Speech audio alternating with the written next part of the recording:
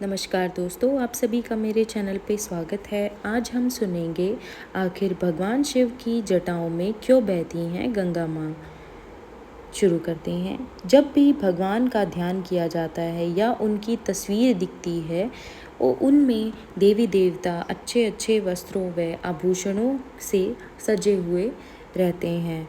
लेकिन भगवान शिव एक देवता हैं जिनका स्वरूप सबसे अलग है। भोलेनाथ के स्वरूप का वर्णन करते ही मन में एक अलग ही प्रतिमा बन जाती है। भोलेनाथ अपने गले में आभूषण नहीं बल्कि सांपों की माला पहनते हैं।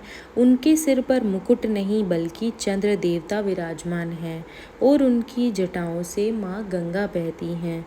लेकिन क्या आपने कभी सोचा है आखिर माँ गंगा भगवान शिव की जटाओं से क्यों बहती हैं और इसके पीछे क्या वजह है? आइए जानते हैं माँ गंगा को धरती पर क्यों आना पड़ा। पौराणिक कथाओं के अनुसार माँ गंगा की भी अन्य देवी देवताओं की तरह स्वर्गलोक में रहा करती थी। एक बार भागीरथ ने अपने पूर्वजों को मोक्ष दिलाने के लिए माँ गंगा को धरती पर लाने का दृढ़ संकल्प कर लिया था।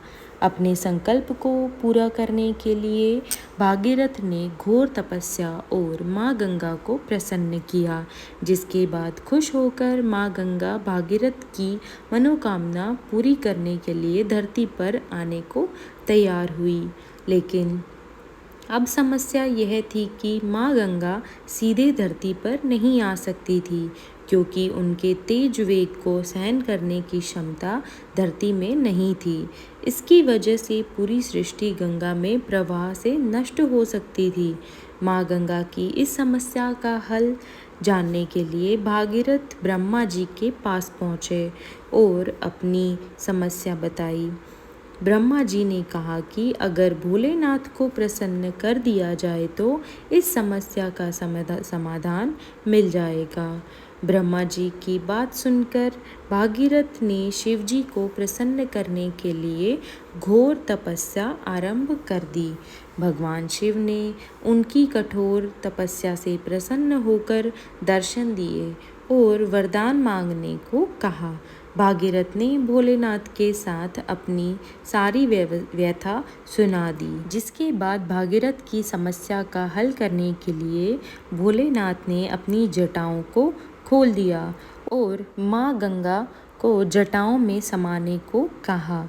माँ गंगा देवलोक से भगवान शिव की जटाओं में समा गईं और इससे उनका वेग भी कम हो गया, जिसके बाद उन्होंने धरती पर आकर लोगों का उद्धार किया।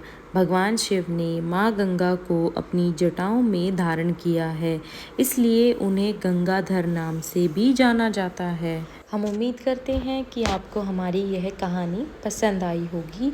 ऐसी ही कथा सुनने के लिए हमारे चैनल को सब्सक्राइब ज़रूर कीजिए। धन्यवाद। ओम नमः शिवाय। ओम नमः शिवाय। श्री शिवाय नमस्तुभ्यं। श्री शिवाय नमस्तुभ्यं। श्री शिवाय नमस्तुभ्यं। श्री शिवाय नमस्तुभ्यं। ओम त्र्यंबकं यजामहे सुगंधिं पुष्टिवर्धनम् उर्वारुकमेव वंदना मृत्युर्मोक्षीयमामृता। ओम नमः शिवाय। ओम नमः शिवाय।